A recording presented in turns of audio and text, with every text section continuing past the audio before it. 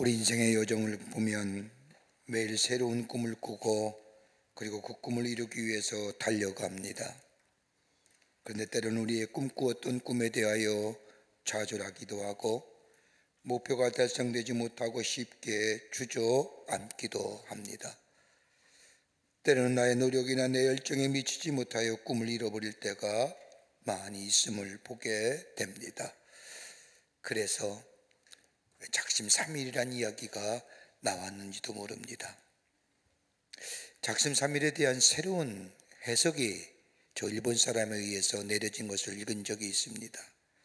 일본 와세대 대학의 출신의 작가인 니카다니 아키히로라고 하는 작가는 작심삼일이란 얘기에 대해서 이렇게 이야기합니다.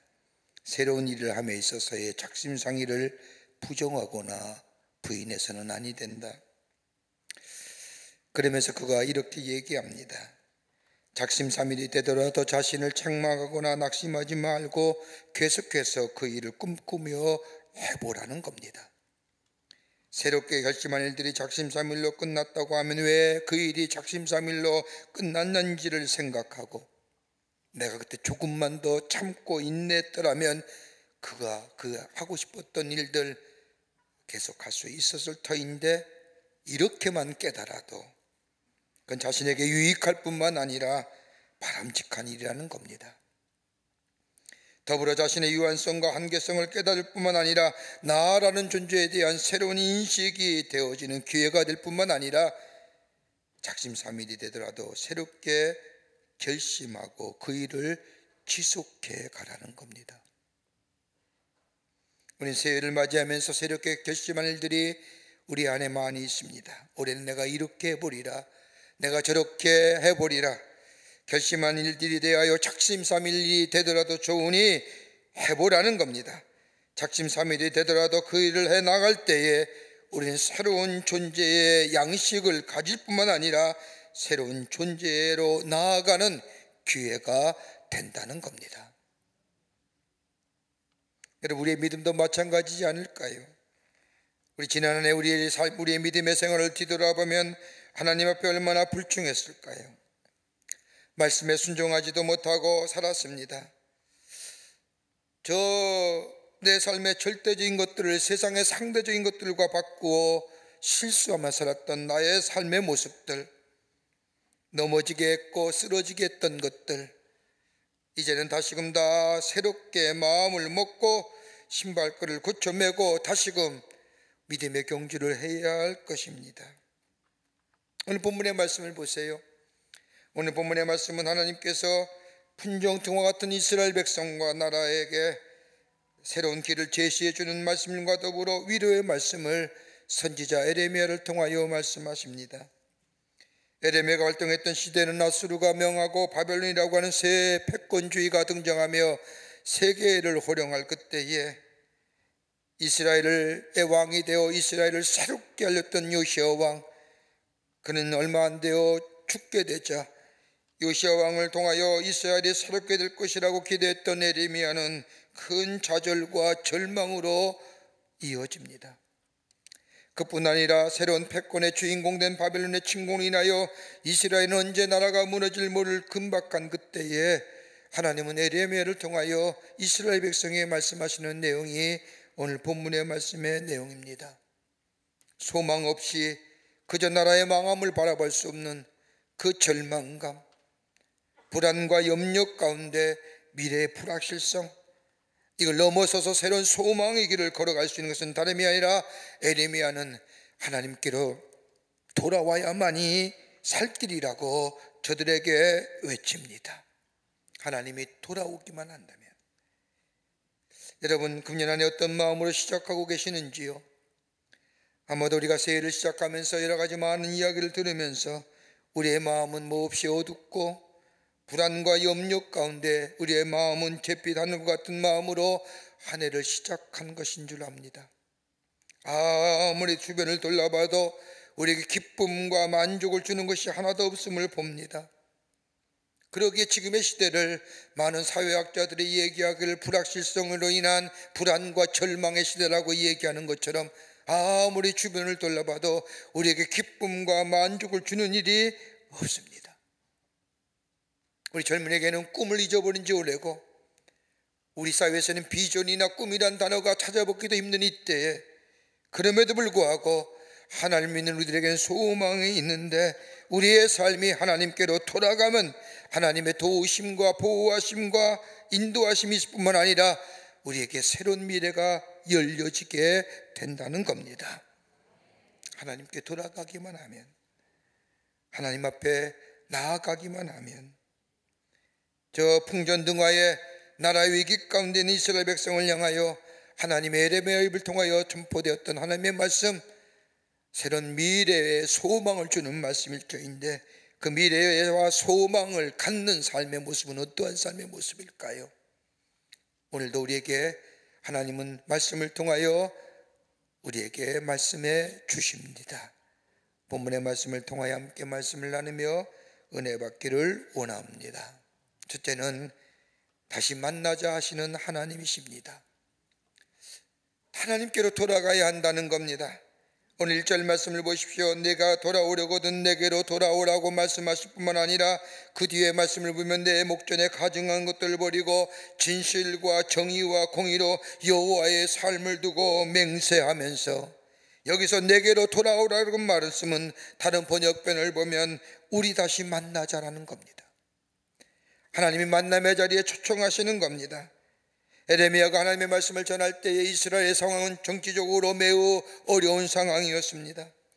하나님의 말씀을 믿는, 하나님을 믿는 이스라엘 백성은 하나님을 섬기기보다는 이방의 우상을 섬기고, 나라의 풍전등화 위기 속에 이스라엘은 하나님을 섬기기보다는, 하나님을 믿고 의지하기보다는 저 다른 나라의 강대국을 의지하였던 이스라엘 백성들, 경제적으로는 많은 백성들의 삶은 궁핍해지고 가난 속에 끼어들었던 저들의 삶, 있는 사람들은 자신이 가지고 있는 재물이나 권세를 가지고 다른 어려운 사람들을 착취하는 등 정치적으로나 사회적으로 어지러운 환경 속에 있는 이스라엘 백성을 점점점 더 깊은 수렁에 빠지게 되게 합니다. 신앙적으로도 마찬가지입니다.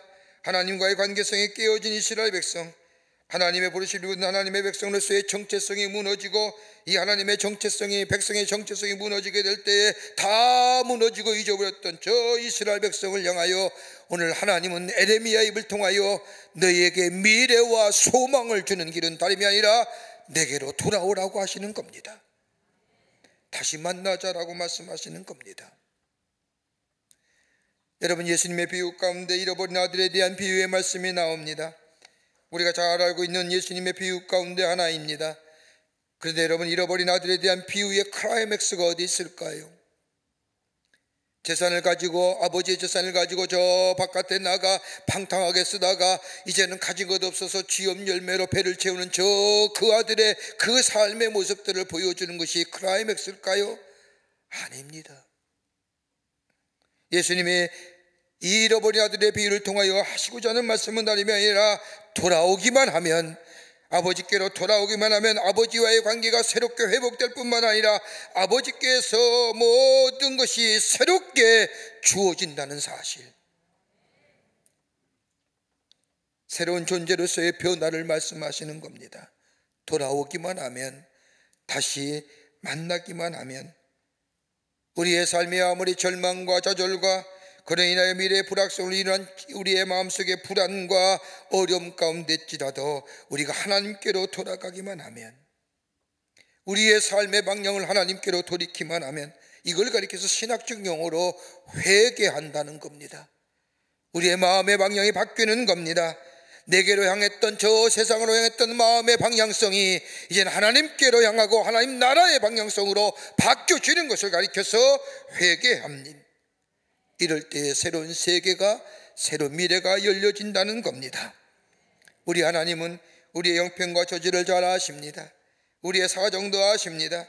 우리의 믿음의 굴곡진 믿음조차도 아십니다. 이미 더러운 인자임을 아시면서 또한 우리에게 새로운 것을 기대하시는데, 다름이 아니라 하나님께로 돌아가 다시금 하나님을 만나기만 하면 우리 하나님은 우리에게 새로운 미래와 새로운 소망을, 새로운 기회를 허락하여 주신다는 겁니다. 어느 시카고의 작은 교회에서 있었던 일입니다. 한참 장례식이 행하여지고 있었습니다. 죽은 사람은 3살밖에 되지 않는 어린아이였습니다. 어린아이의 죽음을 놓고 초라하게 장례식을 거행합니다. 모든 사람이 숙연하고 슬픔을 가눌 길이 없습니다.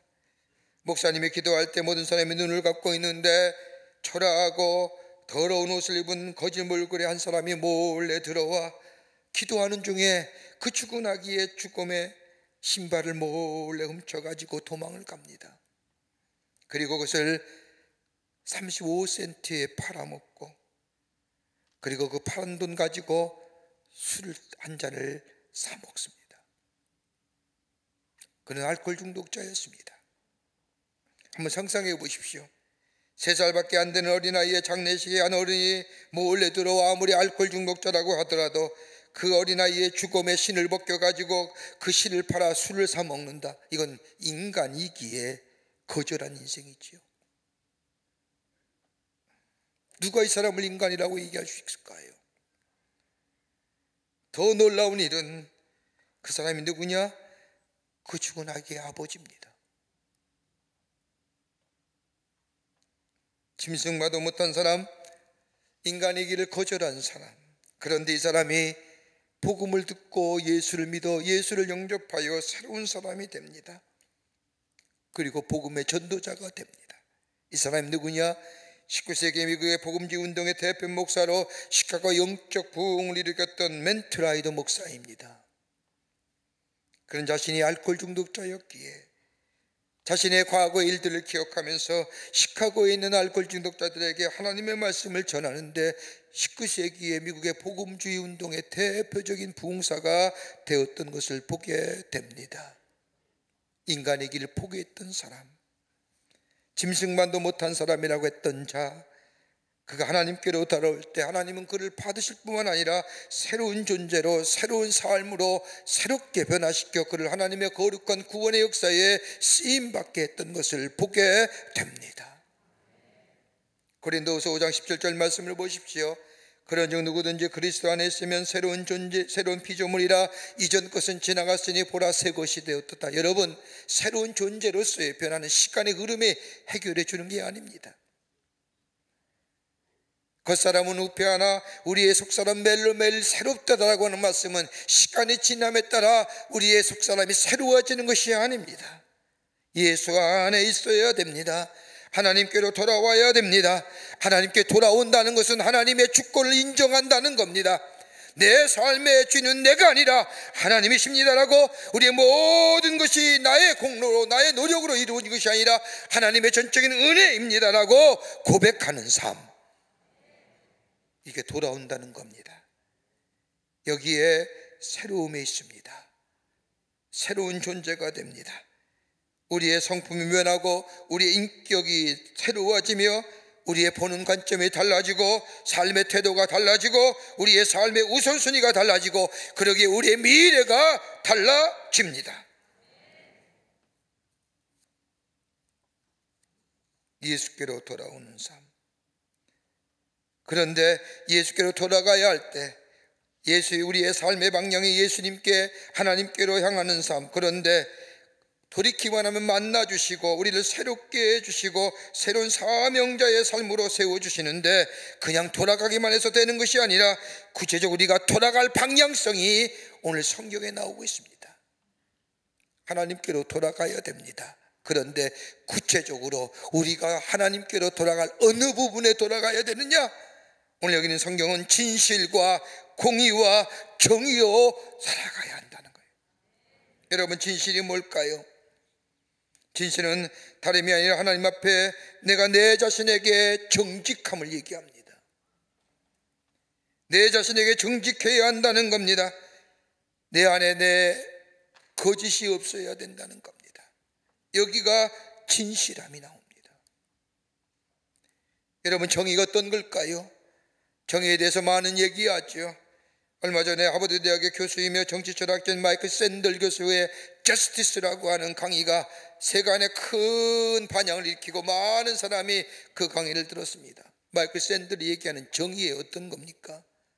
그가 얘기하는 정의는 다름이 아니라 행복과 자유와 미덕이 있을 때에 그것이 정의라고 얘기합니다. 사회 구성으로서의 행복을 줄 수 있느냐, 사회 구성으로서의 각자의 자유로움을 보장할 수 있느냐, 사회 구성으로서의 좋은 영향을 미치느냐, 즉 행복과 자유와 미덕이 정의의 기준점이 된다는 겁니다. 그럴까요? 그런데 성서가 말하는 정의는 그 정의가 아닙니다. 하나님 앞에서의 정직함이 기초가 됩니다. 하나님 앞에 신실하느냐, 하나님 앞에서 정직함이 신실함이냐, 그렇게 될 때 하나님의 말씀에 따라 순종하는 삶이 됩니다. 내 삶이 그 말씀에 비추어 정직과 신실함 속에 정의로운 삶이 됩니다. 다른 사람에 대하여 아픔과 형편을 대하려 봅니다. 소외와 외롭고 고독한 자들에 대하여 관심과 사랑을 쏟습니다. 충성스럽게 그 사명을 감당합니다. 이게 정의로운 모습입니다. 공의는 어떤 걸까요? 공의라는 것은 이웃에 대한 공평함입니다. 도덕적 윤리적 관점에서의 공의로움을 얘기하는 것이 아닙니다. 배타주의와 이기적이기를 배격하는 겁니다. 가진 자와 없는 자를 나누지 마십시오. 배운 자와 못 배운 자를 나누지 말라는 겁니다. 잘생긴 자와 못생긴 자를 나누지 말라는 겁니다. 우리 모두 다 하나요, 구원받은 백성이요, 구원받을 백성임을 인정하라는 겁니다. 여기에 하나님의 공의로움이 나타나는 겁니다.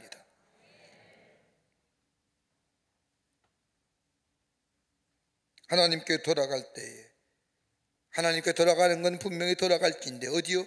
진실과 정의와 공의함으로 우리가 돌아가게 될 때에 우리의 미래가 열려지고 하나님의 새로운 미래가 우리 가운데 임할 뿐만 아니라 하나님의 그렇게 하심이 우리의 자랑거리가 되는 하나님의 복된 삶으로 살아가게 된다는 겁니다.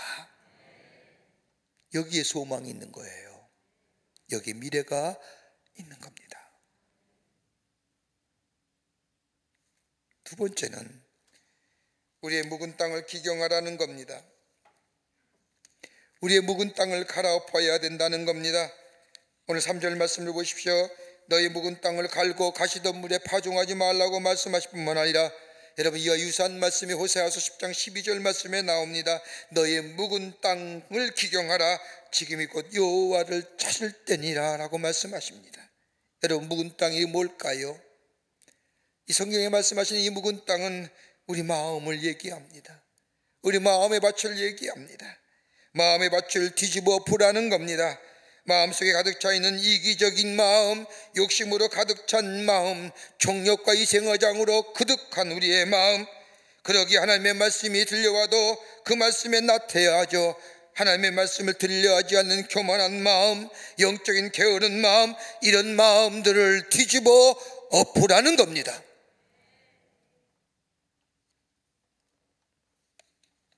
여러분, 마태복음 13장 말씀을 보면 예수님의 비유 가운데 10분인 자의 비유가 나옵니다. 예수님의 10분인 자의 비유를 보면 4가지의 땅이 나오는데, 길가와 같은 마음, 돌밭과 같은 마음, 가시덤불과 같은 마음, 옥토와 같은 마음이 있다고 말씀하십니다. 우리 예수님께서 밭을 비유로, 마음의 밭을 비유로 말씀하시는 다음이 아니라, 종자는 좋은다 할지라도 토양이 나쁘면 그 안에 역사, 생명의 역사 일어나지 않는다는 겁니다. 아무리 종자가 좋으면 못합니까? 밭이 나쁜 걸. 에레미야도 같은 말씀입니다. 아무리 하나님의 말씀 중 좋은 종자가 있더라도 마음의 밭이 좋지 못하면 아무리 좋은 종자라 해도 그거는 생명의 역사와 더불어 창조의 역사가 일어날 수 없기에 마음의 밭을 기경하라는 겁니다. 여러분, 옛날에 화교민들이 많이 계셨잖아요. 화전민들이 모여보는 저 산 깊은 곳에 가면 화전민들이 농사철이 되면 제일 먼저 하는 게 있죠. 밭을 불 지르는 거예요. 그리고 뭐요? 갈아엎지요. 그리고 그것에 종자를 뿌리고 거기서 나는 생명의 열매를 가지고 먹고 삽니다. 씨를 뿌리면 불을 질러야 합니다. 다 태워버려야 합니다. 그리고 돌을 제하고 좋은 흙이 토약이 나올 때까지 수고를 한 다음에 씨를 뿌려 하는 것처럼 버려진 땅, 그리고 관심 밖으로 버려진 잡초가 우겨진 땅, 다른 말로 말하면 우리 안에 무의식의 상태, 습관화된 체질된 마음, 예수를 믿는다고 하면서도 아무런 변화되지 않는 삶, 거기는 생명의 역사나 변화의 역사를 일어나지 못하는 삶들, 감동과 감격이 사라진 인생들, 그러기에 무엇이 바르고 무엇이 옳은지 알 수 없어서 판단력과 분명을 잃어버리고 세상 똑같이 살아가는 삶, 뒤집어 엎으라는 겁니다. 여러분, 복음처럼 혁명적인 게 없어요. 복음은 혁명이에요. 복음은 레디컬한 거예요. 그냥 예수 믿어, 그냥 내 삶 속에 편안함과 즐거움과 만족, 이게 아니에요. 뒤집어 엎는 게 복음이에요. 여러분, 인간의 마음이 변하기가 쉬울까요? 인간의 마음처럼 변하기 어려운 게 어디 있을까요? 내가 아무리 고쳐먹으라도 다시금 내 삶의 원자리에 돌아있는 나의 모습을 보며 내가 얼마나 연약하고 얼마나 부족하고 어리석은 존재인가를 다시 한번 깨닫지 않습니까? 근데 어때요? 복음이 들어가면 변해지잖아요. 그렇게 복음은요, 레디컬한 거예요. 복음은 혁명적이에요.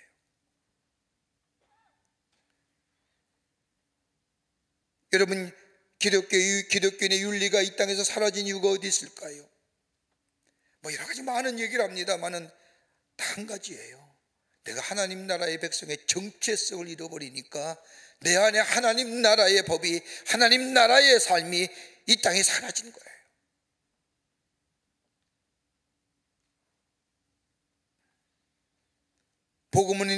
복음의 능력이 사라진 겁니다. 복음의 능력이 사라지니 세상의 풍조에 쉬이 넘어지지요. 우리의 닥쳐진 문제와 시련 앞에 하나님의 말씀은 다 잊어버리고 세상의 풍조와 따라가 보니 지치고 넘어지고 쓰러지고 우리의 삶의 걸음이 휘청거리고 가는.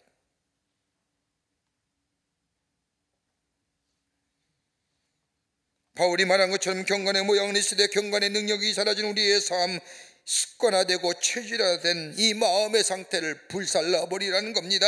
뒤집어 엎으라는 겁니다. 혁명적 변화를 가지라는 겁니다.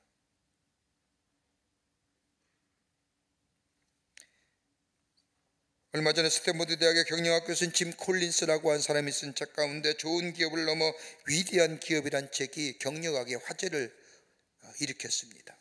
그에 의하면 좋은 기업이 어떤 기업인가? 그는 100개의 기업을 대상으로 삼고 랜섬으로 잡고 조사해 봤습니다. 100개의 기업을 선정하여 그들을 연구하여 저들이 정말 좋은 기업이다. 그런데 그 당시에 금융위기와 더불어 저 경제 위기를 겪으면서 좋은 기업이라고 하는 기업들이 다 무너지고 만 겁니다. 자신이 선정했던 100개의 기업 가운데 얼마가 남지 않은 겁니다. 도대체 이유가 어디 있을까? 왜 저렇게 좋은 기업들이 무너질까? 그는 다시 한번 찾아다니며 조사하며 연구하는데 살아남은 기업에 공통점이 있었다는 겁니다. 다른 기업은 다 무너져 가는데 살아남는 그 경제 위기 속과 금융위기 속에서 살아남는 기업들의 공통점을 발견했는데 그 하나가 뭐냐? 다른 것이 아니라 모험적이거나 미래지향적이기보다는 매우 신중하며 무모한 모험이나 시대 흐름에 따라가지 않았다는 겁니다. 중심을 잡은 거예요. 시대 흐름에 쫓아가지 않았다는 거예요. 자기 것들을 지키며 신중하게 기업을 운영했다는 겁니다. 또 하나의 이유를 발견해 보니 혁신과 변혁에 있어서는 언제나 한 발짝 뒤로 물러서 있었다는 겁니다. 그렇다고 변화와 혁신에 무감각한 것이 아니라 외적인 변화, 시스템을 바꾸고 인적 자원을 바꾸는 것에 관심 있는 것이 아니라 그럴 때일수록 내 내적인 변화에 중점을 뒀다는 겁니다. 자기 혁신.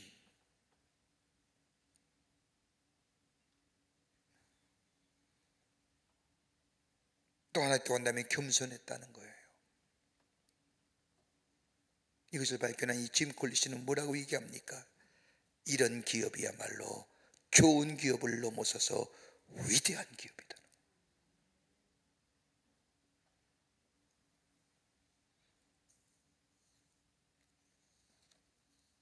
신앙생활이 뭘까요? 믿음의 생활을 어떻게 정의하십니까? 끊임없는 자기 변화예요. 끊임없는 자기 변화. 하나님 말씀 앞에 자신을 끊임없이 쳐서 복종케 하고 십자가 앞에 내 삶을 복종케 함으로 그 안에 자기 변혁을 통한 생명의 역사와 더불어 창조의 역사가 일어나는 것, 이게 신앙생활이에요.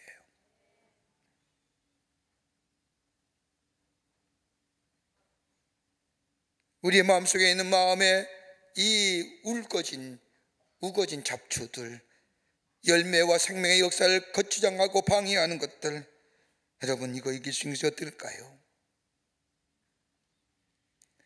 내게 베푸신 하나님의 은혜를 알게 되면 우리의 마음속에 있는 욕심을 이길 수 있고요, 불평과 불만을 넘어설 수 있고요, 우리 안에 뭐가요? 감사가 일어나요. 은혜가 내게 있을 때에 내 이기적인 마음, 내 정욕적인 마음, 내 욕심의 마음들, 그러기에 이기적인 것 앞에서 하나님의 말씀도 잊어버리고 내 인간의 욕심을 채우려고 하는 마음들, 그러나 내 안에 하나님의 은혜가 자리 잡으면 그걸 넘어서요. 그리고 감사할 수 있어요. 거기에 삶의 새로운 에너지의 역사를 경험하게 됩니다. 그 정결한 마음, 그 깨끗한 마음 속에 성령께서 임하시고 하나님이 여기 그의 삶을 인도해 주십니다. 그리고 바르게 깨닫게 하시고 분별하게 하시고 옳고 그름을 알 뿐만 아니라 바른 판단력을 주셔서 내가 선택하며 결정하는 일이 바르게 열매 맺는 삶으로 인도해 주십니다. 여기가 창조의 역사가 일어나며 생명의 역사가 일어나게 됩니다. 여러분, 열매 맺는다는 게 뭘까요? 창조의 역사입니다. 생명의 역사의 결과입니다. 그러기에 우리의 마음밭이 기경되어야 됩니다. 어떻게 해요? 하나님의 말씀으로, 하나님의 은혜와 사랑으로 내 마음에 이기적이고 정욕적이고 욕심적이고 세상을 향하여 치닫는 마음이 내 안에 기경되어질 때에 하나님의 영이 임하시고 영이 내 삶을 이끄시고 내 삶 속에 영을 통한 생명의 역사와 창조의 역사를 얻게 되는 것, 이게 바로 우리로 하여금 자랑케 하시기 위한 일이라는 겁니다.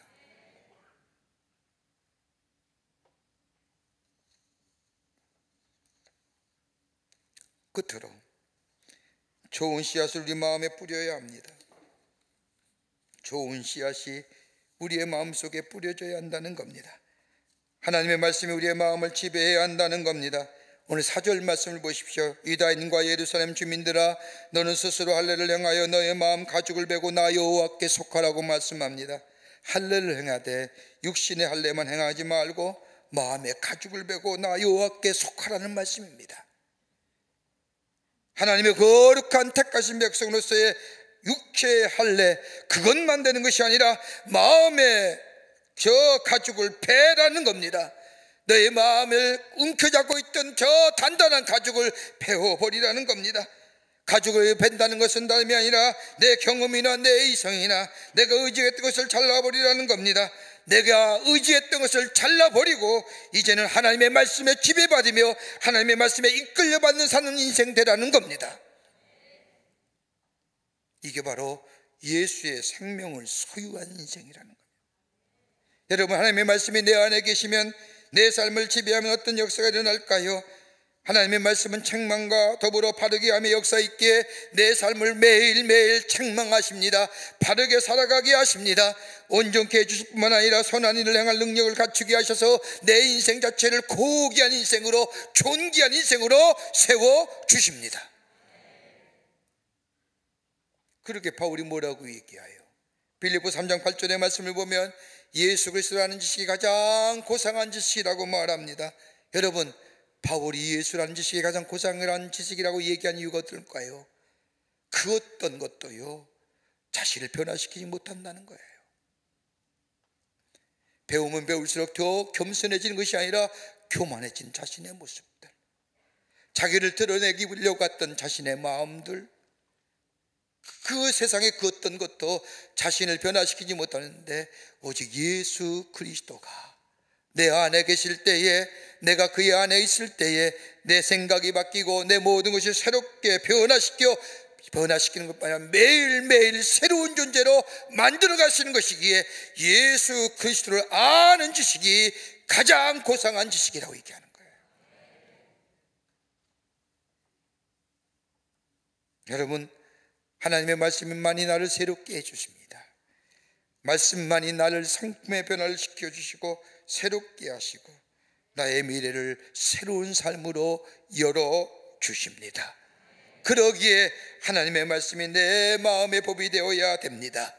세상의 가치와 기준이 내 마음의 법이 될 때에는 불안과 염려와 절망과 좌절의 불확실성의 미래에 말할 수 없는 곤고함이 우리의 삶 속에 찾아오지만은 하나님의 말씀이 내 마음의 법이 될 때에 그 말씀이 내 발의 등불이 되며 빛이 될 뿐만 아니라 나의 걸음을 인도할 뿐만 아니라 나를 매일매일 변화시켜 하나님의 사람으로 세워주실 뿐만 아니라 이것으로 인하여 많은 사람들에게 자랑거리가 되게 하고 하나님을 증거하는 인생으로 우리로 하여금 살아가게 허락하여 주십니다. 하나님의 말씀이 내 안에 있을 때에, 그러게 요한에슬레 목사님은 나는 않고 내 책의 사람이 되기를 원한다고 말했습니다. 다름 아닌 말씀이 나의 삶을 지배하는 인생, 이 인생이 흔들리지 않는 견고한 반석 위에 세워진 인생이요, 이 인생으로 우리의 걸음걸이를 걸어갈 때 우리는 흔들리지 아니하며 새로운 미래가 열려지고 소망 가운데 하나님이 하나님됨을, 하나님의 자린거리가 되는 하나님의 놀라운 일들을 이루어 나아가는 복된 삶이 되는 줄 믿습니다. 하나님께로 돌아가는 인생, 우리 주님이 다시 만나자고 우리에게 말씀하십니다. 그 만남에, 그 부르심에 응답하여 주님과 함께 거하며 말씀이 나의 빛이 되고 말씀이 나의 등불이 되며 성령의 인도함 받는 삶 되어 우리의 삶 속에 새로운 미래가 열려지며 새로운 생명 창조와 더불어 풍성한 창조의 역사, 생명의 열매를 거두어 살며 증거하는 여러분과 저와 되시기를 주의 이름으로 축원합니다. 하나님 감사합니다. 저희들 주께서 사랑하여 주셔서 하나님의 자녀 삼으심에 감사합니다. 들려오는 얘기는 참 불안하고 염려스러운 일들이 많이 있지만 그러나 우리의 삶이 하나님께로 돌아가게 될 때에 하나님이 나의 삶의 주인 되심을 고백하며 성령의 인도함 받을 뿐만 아니라 말씀이 내 삶의 빛이요 등불이 되게 될 때에 우리의 미래는 더 이상 어려운 것이 아니라 새로운 빛으로, 새로운 생명의 역사로, 새로운 창조의 역사로 우리 앞에 있게 될 줄 믿사오니 하나님, 우리의 삶, 우리의 마음이 주께로 돌아가게 하여 주시옵소서. 주의 약속한 축복을 누리는 복된 한 해가 되게 하여 주시옵소서. 성령이 도우시고 인도하여 주시옵기를 원하오면서 예수님의 이름으로 기도하옵나이다. 아멘.